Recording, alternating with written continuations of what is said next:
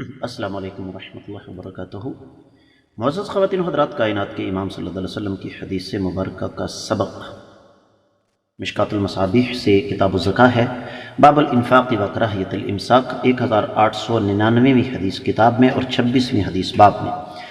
وعن عائشہ رضی اللہ تعالی عنہ قالت کان لرسول اللہ صلی اللہ علیہ وسلم عندی فی مرضہ 6 دنانیر او 7 فأمرني رسول الله صلى الله عليه وسلم أن أفرقها فشغلني وجع نبي الله بلکہ فشغلني وجع نبي الله صلى الله عليه وسلم ثم سألني عنها ما فعلت 6 و7 قلت لا والله لقد كان شغلني وجعك فدعا بها ثم وضعها في كفه فقال ما ظن نبي الله لو لقي الله عز وجل وهذه عنده رواه أحمد۔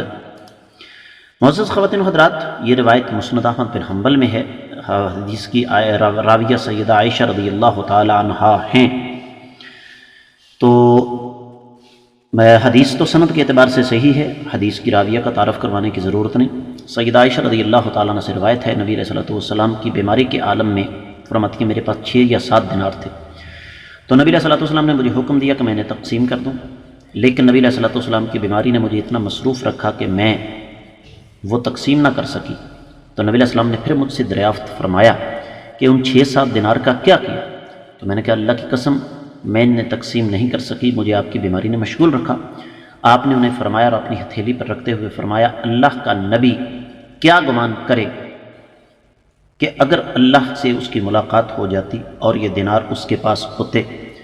حاصل کلام یہ ہے کہ اللہ کے رسول صلی اللہ علیہ وسلم کی سخاوت مثالی تھی، اور کچھ چیزیں ایسی ہوتی ہیں جو انبیاء علیہم السلام کے ساتھ مخصوص ہوتی ہیں، اور ان میں ایک یہ بھی چیز ہے جس طرح کے حدیث انشاءاللہ آگے آئے گی بھی کہ انبیاء علیہم السلام اپنی وراثت میں مال نہیں چھوڑتے۔ انبیاء کا جتنا مال ہوتا ہے وہ سارے کا سارا اللہ کی راہ میں صدقہ ہوتا ہے، یہ بات ذہن میں رکھیے گا۔ تو اللہ کے رسول صلی اللہ علیہ وسلم کو یہ بات قطعی طور پر پسند نہیں تھی کہ میں دنیا سے جاؤں تو میرے پاس یہ 6 یا 7 دینار ہوں۔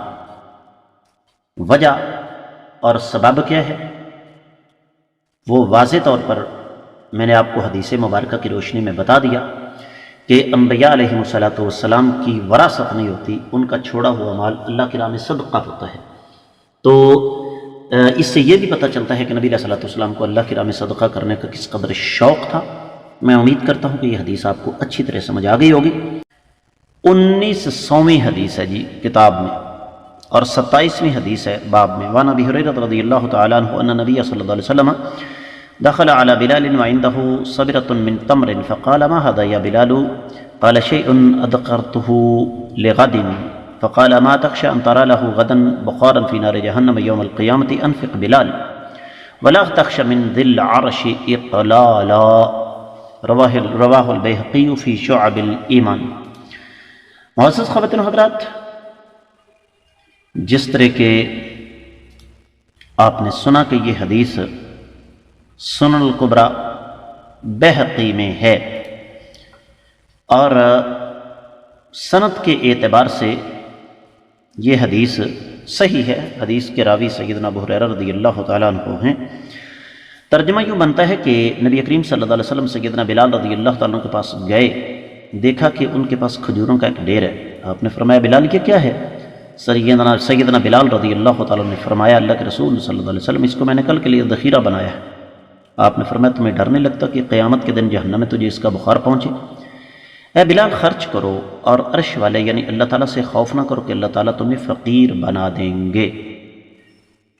تو اصل بات یہ ہے کہ شروع اسلام میں ذخیرہ کرنا ممنوع تھا، بعد میں اس کی اجازت دے دی گئی۔ جب کوئی مسئلہ حل کیا جاتا ہے تو تمام دلائل کو جمع کر کے کیا جاتا ہے، اس لیے اگر کوئی آج ذخیرہ کرتا ہے تو یہ شرعی طور پر منع نہیں ہے انشاءاللہ۔